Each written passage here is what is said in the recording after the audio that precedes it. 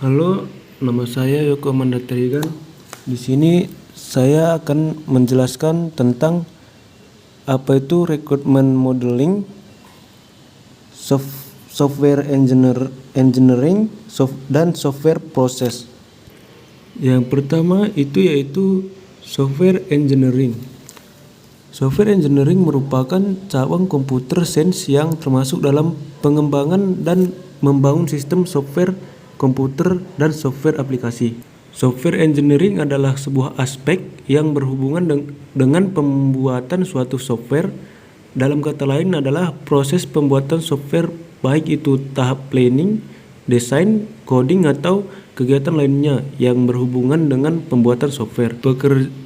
Pekerjaan ini bisa dilakukan oleh software engineer, orang yang melakukan pendekatan sistematis dan melakukan organisir kegiatan, serta menentukan tools dan proses model seperti apa yang akan dipakai untuk mengerjakan software. Kita masuk ke bagian software management. Di sini terdiri dari project planning, management, quality assurance, instalasi, dan training. Software engineering management adalah penerapan aktivitas manajemen, perencanaan, koordinasi, pengukuran, pengendalian, dan pelaporan untuk memastikan bahwa perkembangan dan pemeliharaan perangkat lunak dilakukan secara sistematis, disiplin, dan terukur. Nah, pada bagian construction itu terdiri dari requirements, design, coding, testing, dan maintenance. Pada introduction rekayasa perangkat lunak, rekayasa perangkat lunak merupakan salah satu bidang profesi yang mempelajari dan mendalami cara mengembangkan perangkat lunak, misalnya pembuatan, perawatan, pemeliharaan, penerapan, pengubahan, dan pendekatan atas perangkat lunak yang telah ada agar menjadi perangkat lunak yang lebih efektif dan efisien. Ada juga mitos dan fakta pada rekayasa perangkat lunak. Contohnya seperti pada realita, walau hasil program sama, produktivitas dan kualitas software harus ditingkatkan dengan menggunakan pendekatan software development. Nah, mitosnya kita sudah mempunyai buku yang berisi standarisasi dan prosedur untuk membentuk software. Dan pada realita memang buku tersebut ada. Tetapi apakah buku tersebut sudah dibaca atau buku tersebut sudah ketinggalan zaman? Nah, pada mitosnya, jika kita tertinggal dari jadwal yang ditetapkan, kita menambah beberapa program saja. Memasuki pada jenis-jenis software. Sistem operasi atau yang sering disebut sebagai OS, program aplikasi, bahasa pemrograman atau programming language. Software jenis ini berfungsi untuk memberikan instruksi yang berguna untuk mendefinisikan program aplikasi komputer. Nah, kita masuk ke bagian software process.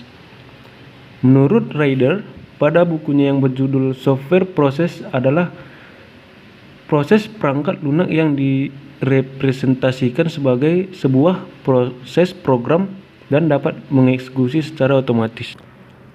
Terdapat 4 aktivitas umum yang mendasar pada semua proses rekayasa perangkat lunak, yaitu software specification, yaitu pengguna dan perekayasa menentukan perangkat lunak yang akan dibuat dan dibatasi pada proyek tersebut.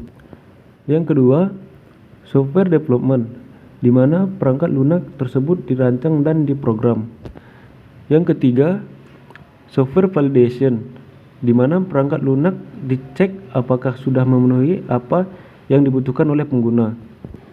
Yang terakhir, software evolution, di mana perangkat lunak diperbaiki untuk mengatasi perubahan pengguna dan mengikuti perkembangan zaman. Pada software development terdiri dari architectural design, abstract specification, interface design, komponen design, data structure design, dan algorithm design. Software development sendiri adalah proses di mana perangkat lunak mandiri atau terpisah dibuat menggunakan bahasa pemrograman tertentu. Ini melibatkan penulisan serangkaian kode pemrograman yang saling terkait, yang menyediakan fungsionalitas perangkat lunak yang dikembangkan. Dan yang terakhir yaitu requirement modeling, yaitu terdiri dari pendekatan, strategi, metode, dan teknik. Definisi dari requirement modeling sendiri yaitu requirement model sebenarnya seperangkat model adalah penyajian teknis awal atau pertama dari suatu sistem. Rangkaian kalimat atau kata-kata yang dituliskan adalah cara yang baik untuk berkomunikasi, tetapi tidak selalu merupakan cara terbaik untuk menyajikan requirements untuk software komputer.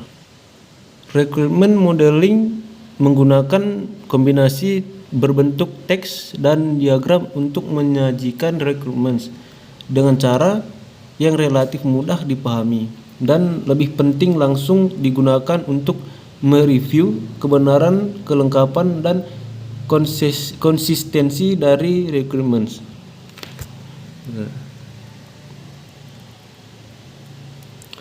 Pendekatan. Memasuki bagian pendekatan, ada 3 yaitu data, proses, dan objek.